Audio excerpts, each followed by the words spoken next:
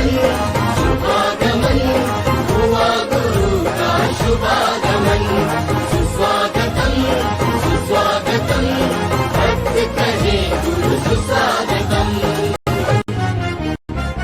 बड़े भाग्य से बड़े पुण्य से मिला गुरु का चातुर्मास। बड़े भाग्य से बड़े पुण्य से मिला गुरु का चातुर्मास। वर्षा योग में धर्म की वर्षा रचे।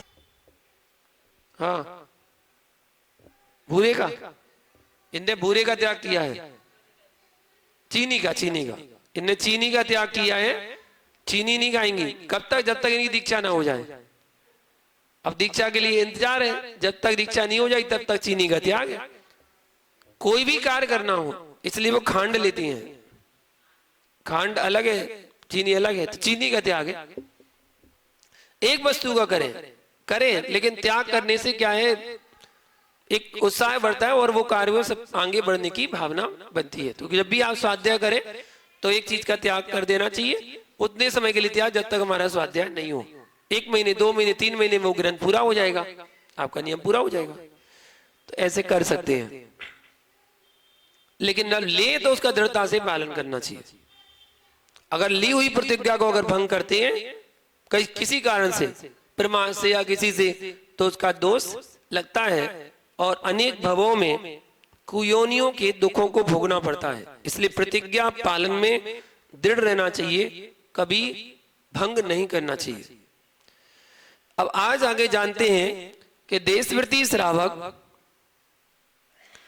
अपनी व्रती अवस्था में जो व्रत नियम, दिग्व्रत, देशव्रत आदि का पालन करता है, या फिर खान पान में हरी पत्ती सब्जी आदि का परित्याग करता है, क्या महाव्रती होने पर उनका पालन आवश्यक है?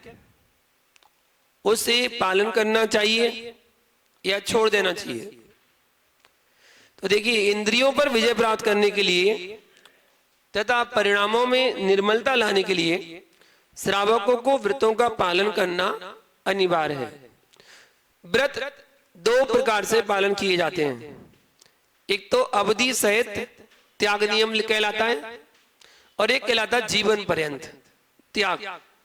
जीवन पर्यंत त्याग करना वो यम कहलाता है और जो अवधि सहित होता है वो नियम कहलाता है। तो प्रतिज्ञा लेने वाले ने समय अवधि तक त्याग किया है तो महाव्रती होने के बाद पालन करना ना करना वो उसके भाव के अनुसार कहा जाएगा। यदि यम रूप से त्याग किया है तो उसे जीवन पर्यंत के लिए उसका पालन करना चाहिए। अब उसने कैसे नियम लिया है वो उसके ऊपर निर्भर करता है कि आपने कैसे नियम लिया है। वरना बहुत सारी स्थिति ऐसी बन जाती है कि नियमों में परेशानी हो जाती है। अब जैसे व्रती अवस्था में आपने ब्रह्मचर्य व्रत लिया, प्रतिमा आदि ली और आपने प्रतिदिन देव दर्शन करने का नियम ले लिया कि प्रतिदिन देव दर्शन करेंगे। अब आपने व्रत लेके दीक्षा हो गई, या तो मुनि बन गए, आर्यिका बन गए, छुल्लक छुल्लिका बन गए। अब बन गए, अब बनने के बाद बिहार हो रहा है तो बिहार में ऐसे कई स्थान मिलते हैं जहां पर प्रतिमा नहीं मिलती है, मंदिर नहीं मिलते हैं। अब क्या करेंगे? उस समय नियम तो आपको देव दर्शन करने का है, तो उस समय की स्थिति को जानकर सब नियमों पर गुरु आज्ञा की छूट रहती है कि गुरु आज्ञा जैसी होगी उसका पालन हमें करना है। गुरु ने जैसा निर्देश दिया, आदेश दिया, उसको सहज स्वीकार कर लेना चाहिए कि गुरु ने कहा है ठीक है। साक्षात परमेष्ठी उनके साथ चल रहे हैं। अगर अचेतन जिन बिंब नहीं मिल पाए तो चेतन बिंब जिन बिंब जो उनके साथ चल रहे हैं उनके दर्शन और उनकी पूजन करके अपने श्रावक धर्म का पालन करते हुए आप उसकी एक को निभा सकते हैं। और अगर आसपास कोई व्यवस्था है कि अगले गांव में जिन भगवान का मंदिर है और आपके पास गाड़ी का साधन भी है, आप जा सकते हैं, तो आप चले जाएं और जाकर दर्शन करके आ सकते हैं, तो उसमें कोई बुराई नहीं है। अब साधु बनने के बाद तो संभव नहीं है। कहीं कहीं साधु संघ में जो चैत्यालय चलते हैं, साथ में गृह चैत्यालय होते हैं, मतलब जिन भगवान के चैत्यालय होते हैं, जिन प्रतिमाएं होती हैं, जिनका अभिषेक आदि होता है, तो उनके लिए तो कोई परेशानी नहीं है, क्योंकि चैत्यालय होता है, विराजमान किया, अभिषेक देखा, पूजन की, और आप अपने खाना खा सकते हैं। और जहां जिन संघों में नहीं होते चैत्यालय, उनकी बात कर रहे हैं कि उनके संघ में अपने गुरु के दर्शन कर कर ही आगे की क्रिया कर लेते हैं। यदि नगर के कुएं दूषित हैं, गंदे हो रहे हैं तथा पानी का स्तर बिल्कुल नीचे जाने से कुएं सूख जाते हैं, तो जल की प्रतिज्ञा वाले श्रावक को क्या करना चाहिए? जिसने कुएं के जल का नियम ले रखा है या कुएं के जल का ही पानी पिएंगे, तो ऐसी स्थिति में क्या करें? जब कुएं सूख रहे हैं या उसका जल का स्तर बिल्कुल नीचे जा रहा है, गंदा हो रहा है, उस समय क्या करना चाहिए? तो वर्तमान में कुएं के जल का प्रयोग कम हो जाने एवं बोरिंग का उपयोग अधिक होने के कारण यह स्थिति अधिकांश जगह निर्मित है। खासतौर से बड़े बड़े शहरों में कुएं आदि नहीं होते हैं, वहां पर समरसेल, बोरिंग आदि, हेडपंप आदि का पानी ही उपयोग में लाते हैं। अब तो वो एक नया यंत्र चलता है, कौन सा? जिनवाणी यंत्र। वो पानी छानने वाला इतना चौड़ा होता है जिसमें बड़ी लंबी बाल्टी होती है, जगह अहिंसा यंत्र है, तो वो अंदर जमीन में जाता है, वो भी लाइट से जाता है। अब उसके बारे में अगर सोचा जाए तो चाहे वो खाना होता ना, तो मुंह से खाना होता है, तो ऐसे करके खाओ, और चाहे ऐसे करके खाओ, खाना तो मुंह में ही है ना। और पानी निकाला, हाथ से पानी निकालना अलग चीज है और मशीन से पानी निकालना अलग चीज है। उसमें भी उन्होंने मशीन फिट कर दी, बटन लगाया, झटकाया, वो बाल्टी नीचे गई और बटन झटकाया, वो ऊपर आ गई। उसमें कोई मेहनत की जरूरत ही नहीं है, उसमें एक बार भी हाथ नहीं करना पड़ा कि आपको खींचना पड़ रहा हो, उसमें कुछ नहीं करना पड़ा, और वो सीधा गई और धट नीचे गिरी, तो उसमें तो जीवों की हिंसा नहीं होगी क्या? हम जितना सरल मार्ग सोचते हैं उतना सरल होता नहीं है। तो आज के वर्तमान के युग में देखा जाए तो ऐसी स्थिति बनती है, वो कुएं आदि सूख जाते हैं, अधिकांश जगह ऐसी हैं। विज्ञान की दृष्टि से भी कम गहराई वाले कुएं में जल प्रदूषण होने की अधिक संभावना होती है, और प्रदूषित जल ग्रहण करना ये तो हानिकारक ही है। ऐसी स्थिति में कुएं के जल की प्रतिज्ञा वाले श्रावकों को आचार्यों से मार्गदर्शन प्राप्त करके अपने संयम का पालन करना चाहिए। यह विषय अत्यंत गंभीर और विचारणीय है। तो जिन गुरु से आपने कुएं के पानी का नियम लिया है, तो उनसे आपको विचार विमर्श करके फिर निर्णय लेना चाहिए कि अब क्या करना चाहिए।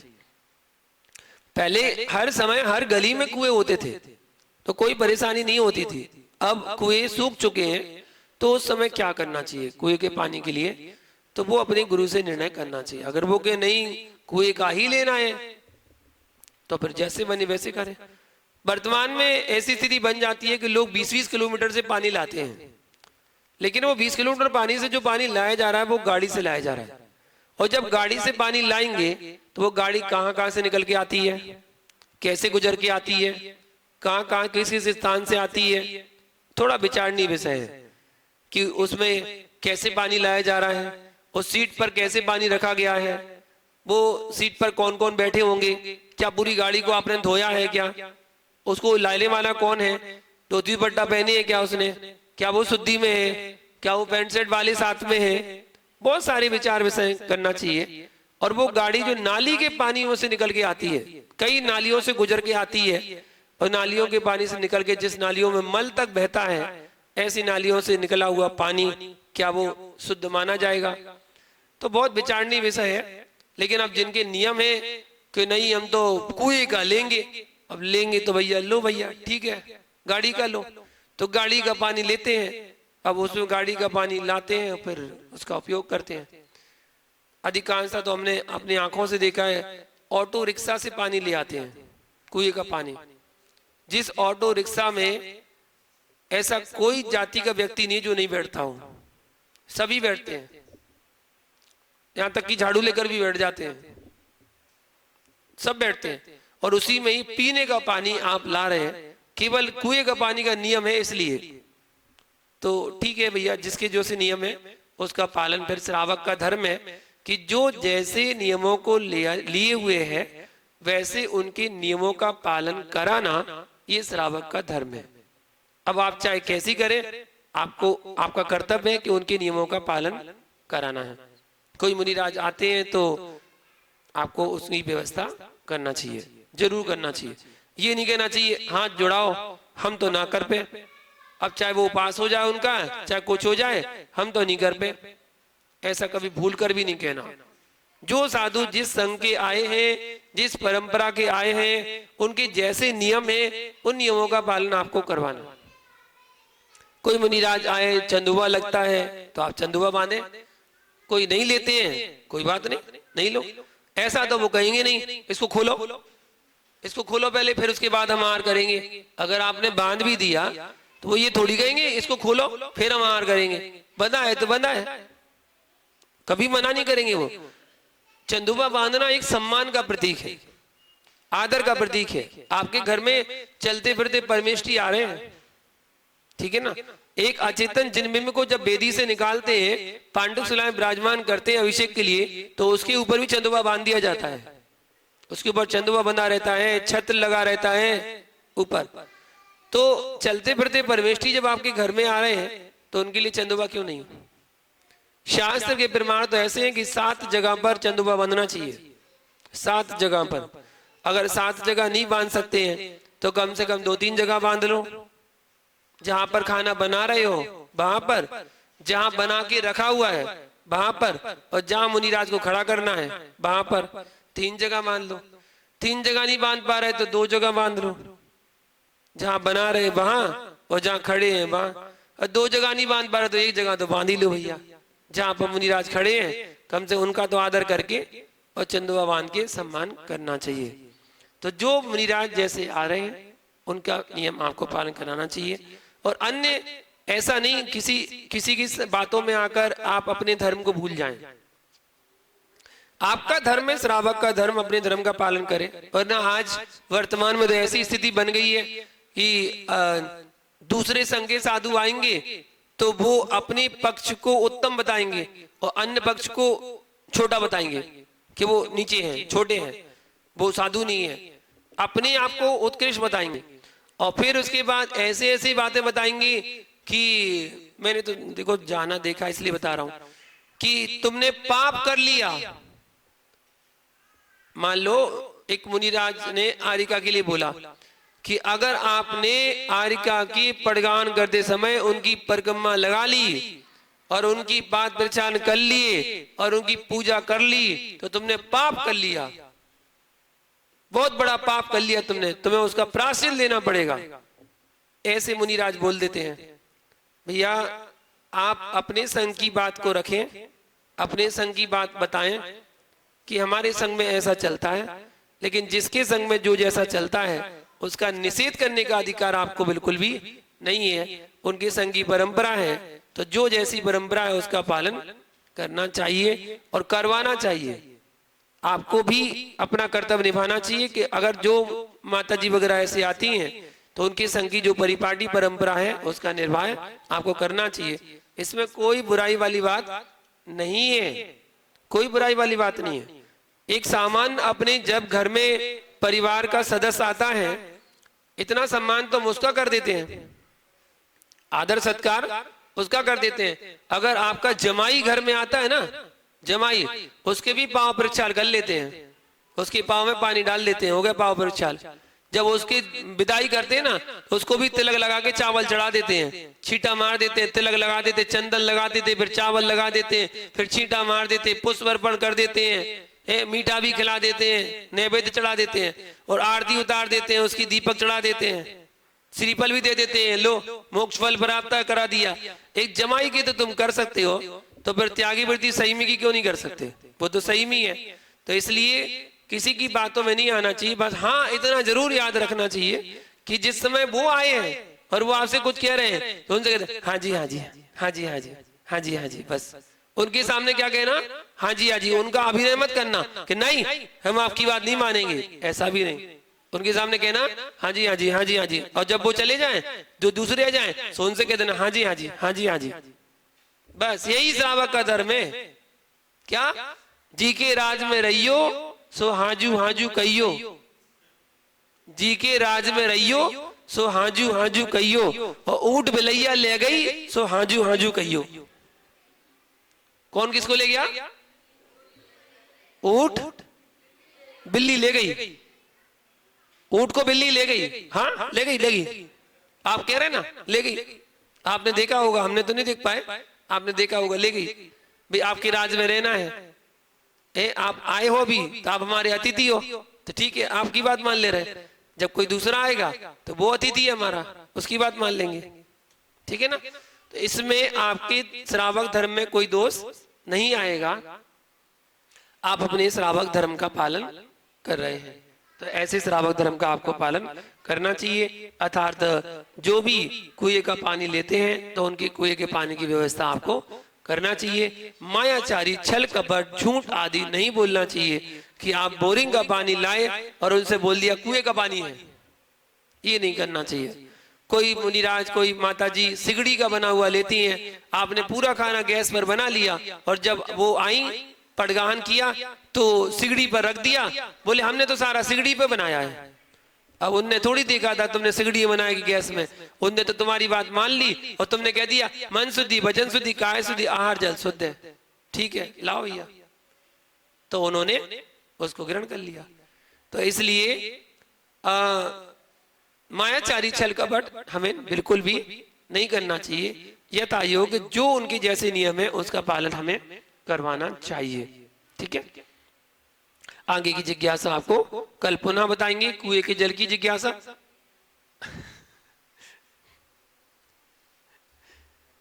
चलिए इनाम है क्या?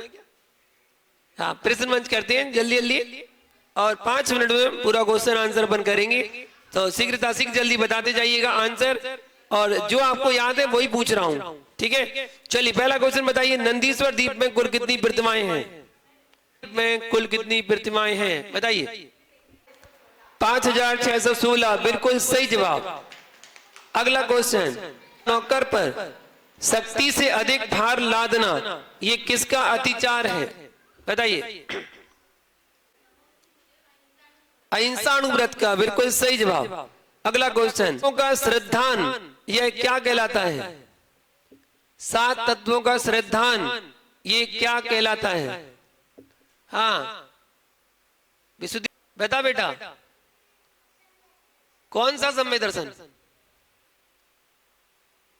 कौन सा? उसमें एक शब्द जुड़ा हुआ है, सम्यक दर्शन तो है, कौन सा? पूछ ले मम्मी से पूछ ले, जल्दी पूछ ले, बता। वो नहीं बता पा रही, मम्मी बता दे। कौन सा? व्यवहार, बिल्कुल सही। तो शर्माती क्यों है? इतने अच्छे से बोलती है, इतने अच्छे कार्यक्रम करती है, सब कुछ करती है, शर्माती क्यों है फिर? बिल्कुल सही जवाब, व्यवहार सम्यक दर्शन। बताइए, जिनवाणी माता की भक्ति करना 16 कारण भावनाओं में कौन सी भावना है? जिनवाणी माता की भक्ति करना, बताइए नालछा जी। प्रवचन भक्ति भावना, बिल्कुल सही जवाब। अगला क्वेश्चन बताइए, दिव्या दिवा पद्धति ते वचसाम ततिर्वा यह किस प्रातिहार से संबंधित है?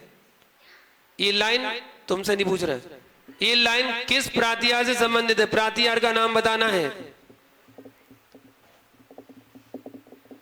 कौन बताएगा? हाँ बताइए आप। पुष्प वृष्टि, बिल्कुल सही जवाब, पुष्प वृष्टि। अगला क्वेश्चन को बताना है, वृथा बहुत बकवास करना यह किसका अतिचार है? वृथा बहुत बकवास करना यह किसका अतिचार है बताइए?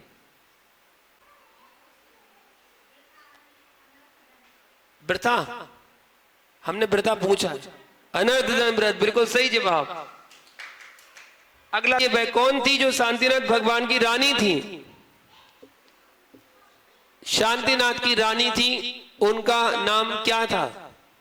हाँ बताइए क्या नियम?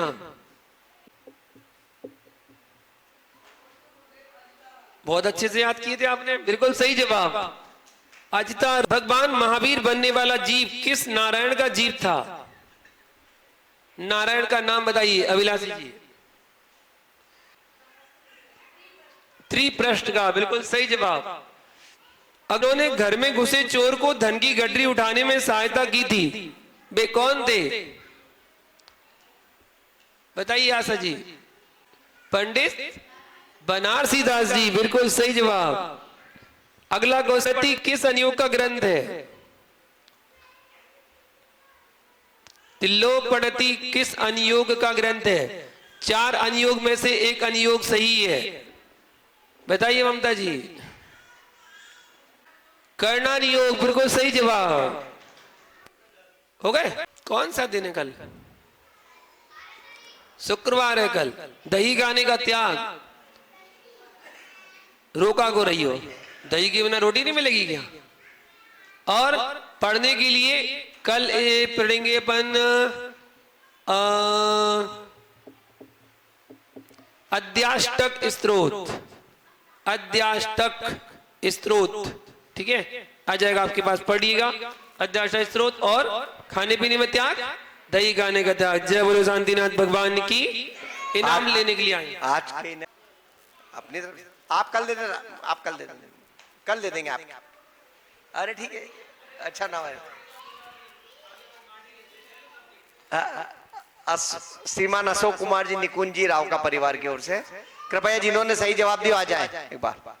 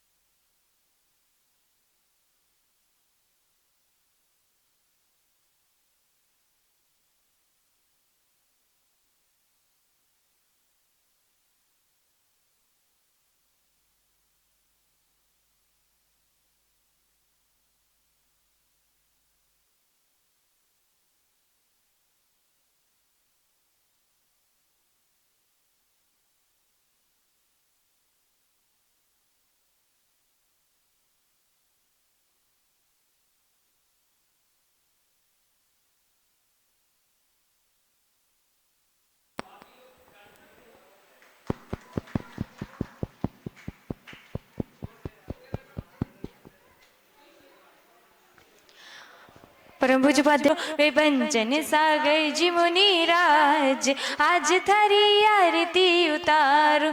क्षेत्र सुना गिरिजन मिलियो है, क्षेत्र सुना गिरिजन मिलियो है। माँ जिनवाणी को धन्य कियो है, माँ जिनवाणी को धन्य कियो है। विराग सागर जी के लाल, आज तारी आरती उतारो। वे भंजन सागर जी मुनि राज, ज्ञानी ध्यानी निरअभिमानी, ज्ञानी ध्यानी निरअभिमानी। शांति सुधार सिके हो दानी, शांति सुधार सिके हो दानी। वाणी है सुखकार, आज थारी आरती उतारो। वे भंजन सागर जी मुनि राज, आज थारी आरती उतारो। कोमल काया छोड़ी माया, कोमल काया छोड़ी माया। जगी का नश्वर सुख नहीं भाया, जगी का नश्वर सुख नहीं भाया। छोड़ा सब परिवार, आज थारी आरती उतारो। वे भंजन सागर जी मुनि राज, आज थारी। मोक्ष बधू तुम्हें को अति प्यारी, गुरु महिमा तुमसे जग जाने। करो जगत उद्धार, आज थारी आरती उतारो। वे भंजन सागर जी मुनि राज, आज थारी आरती उतारो। स्वर्ण रतनमय आरती भाई, केवल ज्ञान मिले सुखदाई। युग युग जियो मुनिराज, आज थारी आरती उतारो विभंजन सागर जी मुनिराज, आज थारी आरती उतारो। चौथी आरती सिरी उपजाया, दर्शन देखत पाप पलाया। पांचवी आरती साधु तिहारी, कुमति विनाशन शिव अधिकारी। शरण में ले लो मुनिराज, आज थारी आरती उतारो विभंजन सागर जी मुनिराज, आज थारी आरती उतारो विभंजन सागर जी मुनिराज, आज थारी आरती उतारो। परम पूज्य उपाध्याय श्री विभंजन सागर जी मुनिराज की जय हो। नमोस्तु गुरु, नमोस्तु, नमोस्तु।